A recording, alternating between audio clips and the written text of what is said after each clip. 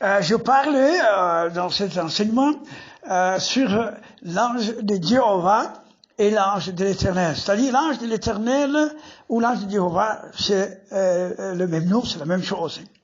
Mais ce que je voulais dire, c'est ceci. L'ange de l'Éternel ou l'ange de Jéhovah, c'est très différent avec l'archange Lucifer avant qu'il tombe. On appelle l'archange Lucifer. Il y a l'archange aussi Michael et l'archange Gabriel. C'est-à-dire, au ciel, on connaît les trois archanges, mais il y a beaucoup des autres anges, beaucoup de milliards de myriades. On parle de séraphins, de chérubins, on parle même de 24 veillards, tout ça. Ce sont des êtres qui sont au ciel, qu'on peut regrouper dans le même circuit des anges. Ok? C'est bien que chaque groupe a son niveau de travail. Ici, nous allons exploiter légèrement Genèse chapitre 16, à partir du verset 7 jusqu'au 15. Ici, nous avons l'histoire de Abraham, de Hagar et Sarah. Sarah est la femme légitime d'Abraham, officiellement, qui portait la promesse de Dieu pour faire un enfant à Abraham, et cet enfant qui va être appelé Isaac. On a dans ce passage Agar qui est esclave, qui appelle même Sarah sa maîtresse, et même l'ange de l'Éternel, l'ange de Jéhovah, quand il l'a trouvé dans le désert, il lui a dit de rentrer et s'humilier devant Sarah pour avoir le pardon et rester, parce que avec une grossesse d'Abraham, il ne veut pas aller dans le désert pour mourir là-bas, parce que Sarah, c'est elle qui avait ordonné cette rencontre physique entre Abraham et Agar pour fabriquer un enfant, parce que Sarah, elle était déséquilibrée dans la foi, elle était bousculée par le manque de foi. Eh ben, je crois, en ce moment-là, elle a voulu vendre le droit d'aînesse, le droit de la bénédiction, le droit de la grâce à une femme esclave, contrairement à la parole de Dieu. Vous savez, Dieu, il ne se trompe jamais et il ne ment pas. Il est écrit dans la Bible, il envoie sa parole, et sa parole ne rentre jamais sans effet. Et il doit exécuter les objectifs de Dieu sur la terre et dans le monde entier. La parole de Dieu, elle est extraordinaire. Toutes choses changent, mais la parole de Dieu demeure la même d'éternité en éternité. Et Jésus l'a confirmé. Aucun iota, cela a retranché de la parole. Jésus a dit que lui, il est le même hier, aujourd'hui, éternellement. Il a parlé ça sous une autre forme, mais quand les gens s'opposaient à lui, il a dit avant qu'Abraham, que vous vantez, ou peut-être Moïse, moi j'existais. Il a confirmé aux pharisiens qu'il était Dieu. Alors, nous sommes en train de parler de l'Éternel sous l'ange. Vous savez, Dieu, il a toujours apparu dans l'Ancien Testament sous une forme des anges dans beaucoup des endroits. En théologie, on appelle les théophanies. Souvent, on parle ça des théophanies de Jésus dans l'Ancien Testament. C'est-à-dire de révélations théophaniques de Jésus-Christ dans l'Ancien Testament. Beaucoup des anges ont porté le corps, si bien que c'était pas beaucoup autorisé qu'ils restent dans les corps. C'était temporairement quand ils emmenaient un message depuis le Dieu du ciel et de la terre. Parce que souvent, les gens, ils avaient tendance de se prosterner pour adorer les anges. Voilà pourquoi Dieu n'a pas permis que les anges habitent corporellement dans les corps. Vous connaissez même l'histoire des Néphir, les géants. Les géants qui couchaient avec les gens. Vous lisez bien, quand vous regardez dans l'Ancien Testament, l'histoire de Noé, au début, vous allez encore plus loin. Vous allez voir, il y a beaucoup de choses. Okay? Quand on parle de Néphir, on ne parle pas aujourd'hui sur les Néphil, les géants, qui ont couché, qui fabriquaient les enfants avec les hommes. Les anges déchus, à l'époque-là, vous savez, ils avaient la capacité de porter le corps. Et, vous savez, les anges, ils ont une grande puissance. Donc, ils avaient une puissance extraordinaire, pas comme Dieu. Une puissance limitée, mais au-dessus des hommes créés, vous savez. Alors, je dis ceci, l'ange de l'Éternel, dans l'Ancien Testament, et comme tous les autres anges aussi, comme les 3 anges qui sont partis chez Sarah, hein, vous savez qui lui avait parlé, qu'il va enfanter l'enfant. Et bien Sarah, elle a été bousculée, elle a perdu l'onction de la foi qui était en elle, et elle a commencé à se décourager.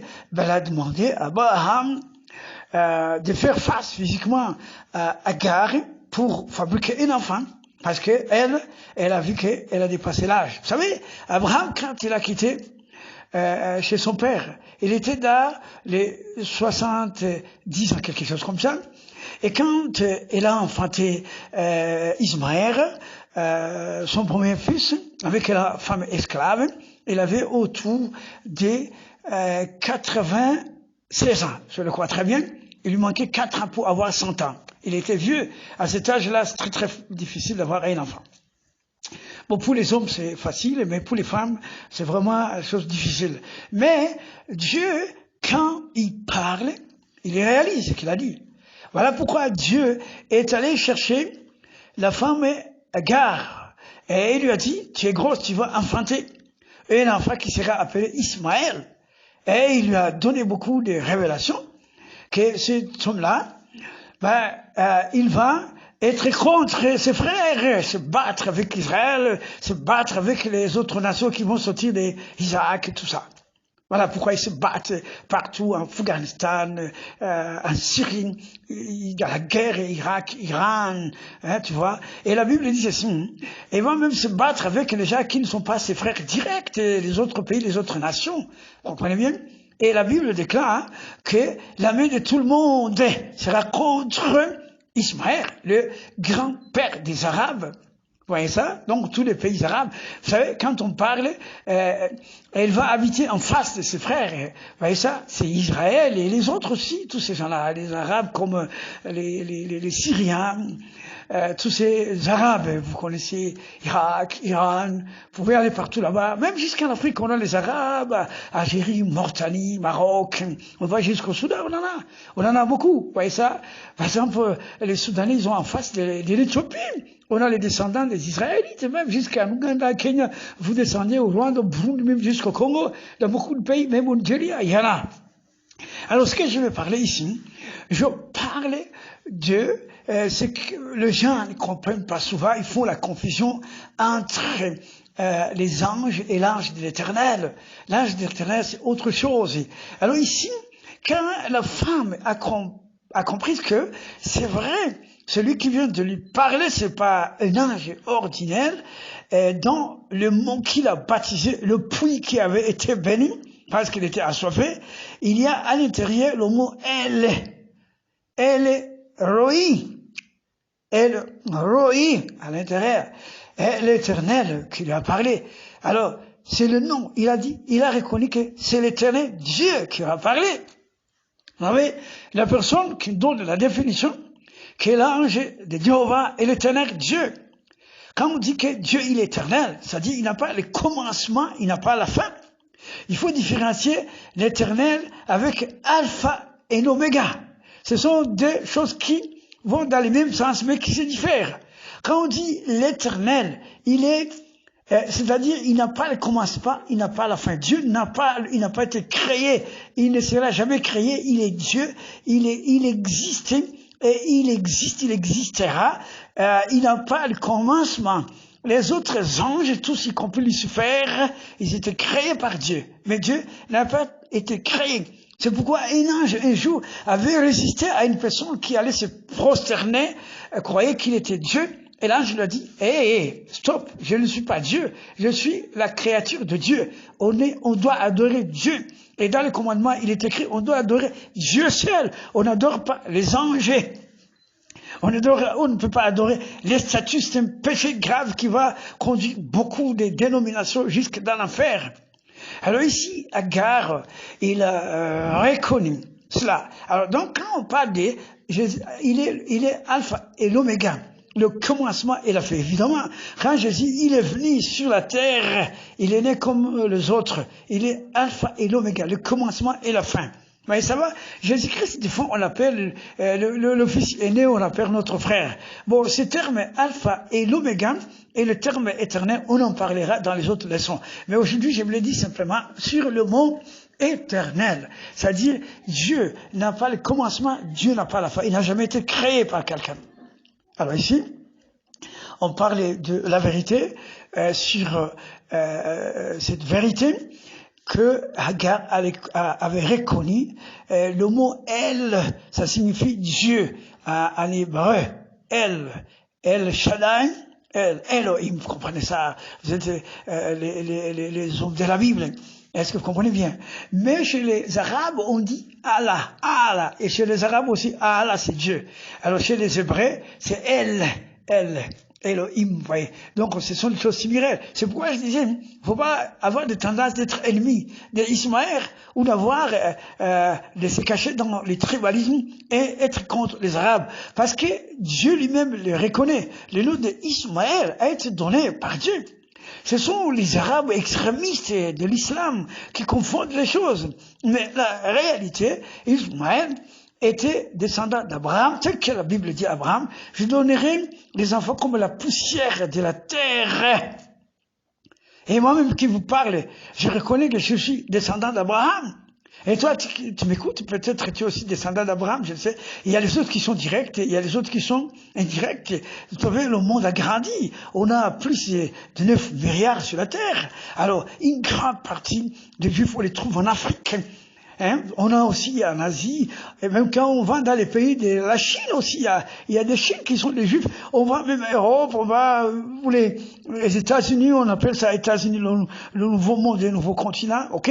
Tous ces gens qui émigrés, il y a des semences d'Abraham, au travers Isaac, même au travers les autres comme les Arabes. Bien aimés dans le Seigneur. Alors quand Hagar est revenu, il a présenté l'enfant à Abraham. Abraham avait reconnu que c'est son enfant et le vrai enfant. Et il a nommé l'enfant Ismaël, tel que la Bible l'avait dit, tel que l'ange de Jéhovah, l'ange de l'Éternel, avait dit. Alors, l'ange de l'Éternel est reconnu ici d'une façon très directe par la définition qui nous a été donnée dans la Bible par la femme d'Abraham, Hagar, qui était esclave. Et voilà, c'est comme ça que, donc, on a compris, vous et moi ensemble, l'ange de l'Éternel ou l'ange de Jéhovah. Alors, vous comprenez que c'est très différent. Dans l'Ancien Testament, les anges venaient sous forme souvent, sous forme humaine, ils portaient le corps. Il y a même les anges déchus, les Néphiles qui ont porté le corps, qui ont couché les gens, je crois bien, à l'époque, les Noirs, ils ont fabriqué même des enfants, ok? Alors, on en parlera un autre jour dans les autres leçons.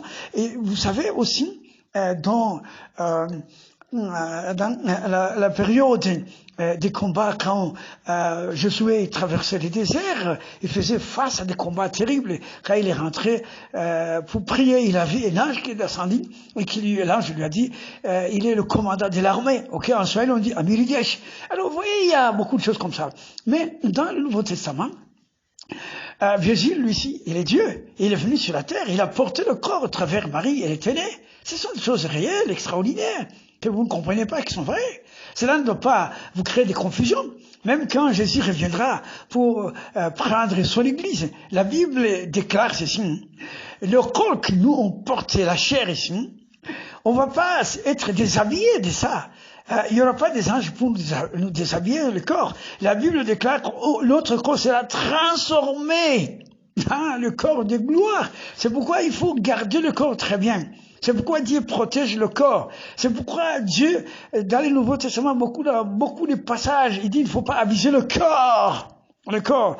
Par exemple, l'amener dans les publicités. Hein, quand vous couchez une femme qui n'est pas votre femme, la Bible dit c'est un péché très grave parce que ça se fait dans le corps. Il y a beaucoup de choses que vous devez apprendre. La Bible n'est pas limitée, c'est vous qui êtes limité. Et il faut lire ça, il faut demander le Saint-Esprit. Alors vous savez, je vous parle dans le sens du Réma. Vous savez, il y a des gens qui connaissent la Bible seulement d'une façon théologique, c'est-à-dire théologique d'une façon classique, une façon intellectuelle. Mais ici, je ne vous parle pas dans les domaines classiques. Je vais vous parler dans la profondeur de l'esprit. Quand Dieu il disait Abraham, toutes ces choses, et Agar, ce sont des choses que nous sommes en train de vivre. Quand Dieu dit Abraham, dans Genèse chapitre 12, je fais de toi une grande nation, une source de grandes bénédictions. Ici, on parlait de Jésus-Christ. Et Jésus-Christ, qui sera une source de toutes les nations du monde entier, mais qui est descendant d'Abraham à travers David, à travers, vous savez, Isaac, Salomon, tous ces gens-là. C'est une vérité. Même Joseph ou même Marie, ce sont les descendants toujours qui viennent de la lignée d'Abraham au travers de la tribu de Juda. La Bible est claire. Alors moi, quand je lis, je comprends. Jésus-Christ est une grande source de bénédiction à travers le monde entier. Mais lui aussi, bon, je reviens, il a porté le corps à travers Marie, et était né comme tous les autres enfants. Alors pourquoi vous doutez de cela? Vous savez, donc, et même quand Jésus est parti, il n'a pas déshabillé son corps. Le corps a été transformé. Même Enoch, lui aussi, il est parti avec son corps. Le corps a été transformé pendant qu'il partait. Élie, la même chose. Et le corps a été transformé. On a 3 personnes qui portaient le corps. Il y a Enoch, il y a Élie, il y a Jésus. Mais quand ils sont partis, le corps a été transformé. Et le quatrième groupe, c'est l'Église. Quand Jésus reviendra, nous allons partir avec le même corps. Mais au cours de notre départ, la Bible déclare que notre corps sera transformé dans un corps de gloire. Pourquoi? Parce que Dieu, il est créateur.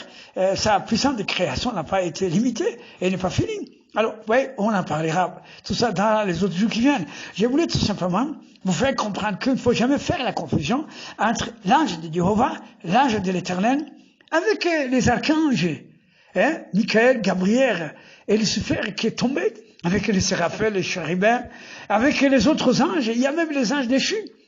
On parle même de 24 veillards aussi. On parle, il y a beaucoup de groupes au ciel. Alors, je dis ceci, vous qui me suivez dans cet enseignement, je voulais mettre une lumière pour les enfants de Dieu.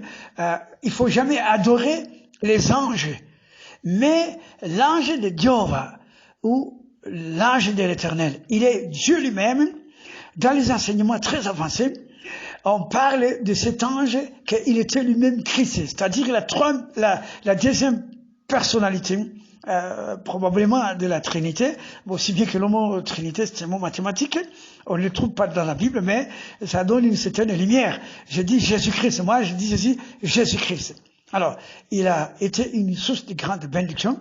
On a même dit les 3 anges qui sont venus chez Sarah, le 3e qui était au milieu, qui est déguisé aussi dans le corps, on parle qu'il était Christ seulement dans cette forme. Alors, donc, c'est clair. Alors, je voulais aussi terminer pour dire ceci. Les anges, ils sont partout dans le monde entier. Ce sont des serviteurs de Dieu. Et vous les croisez plusieurs fois. Ils vous parlent. Des fois, ils vous saluent. Ils portent la chair humaine. Vous ne savez pas. Moi, Dieu m'a donné la grâce de voir quand je prie, je vois les anges. Quand je prie, je fais les délivrances, je vois les anges. Quand on fait la louange, je vois les anges descendre. Plusieurs fois. Depuis que Dieu m'a appelé à l'âge de 17 ans, j'ai toujours vu les anges qui descendent à la prière et qui nous aident dans la délivrance. Il y a les anges autour de vous. Les anges autour de vous. Il faut jamais minimiser quelqu'un ou inciter les gens. C'est pourquoi il est écrit dans Hébreux 13 qu'il ne faut jamais cesser d'exercer l'hospitalité parce que les autres, en l'exerçant, ils ont reçu les anges sans le savoir, comme Abraham et Sarah. Comme l'autre, quand il était à l'entrée de Sodome. Vous voyez ça? Donc, bien aimé, vous avez des anges. Il y a les autres même, des fois, les anges vous protègent dans les accidents. Vous ne le savez pas. Vous sentez quelqu'un qui vous pousse et vous retournez en train de parler en colère. Et après, vous voyez une voiture qui passe autour de vous, qui cogne les gens ou la moto ou l'arbre qui tombait, et toi, tu es protégé. Faut être sage. Nous sommes environnés par un monde physique qu'on voit, mais nous sommes aussi environnés par un monde surnaturel que pour les gens qui sont baptisés par le Saint-Esprit, ils sont capables de voir. Les gens de l'Ancien Testament, ils voyaient ça temporairement. Parce qu'il est écrit, l'Esprit venait sur et temporairement. Mais nous, les gens de la Nouvelle Alliance, le Saint-Esprit est descendu dans Actes chapitre 2 d'une façon permanente. Voilà. Vous avez compris? on a le Saint-Esprit pouvoir et percer les surnaturels. Que la grâce de Dieu abonde sur vous, qui me suivez ou bien qui vont me suivre. Ce message vous a été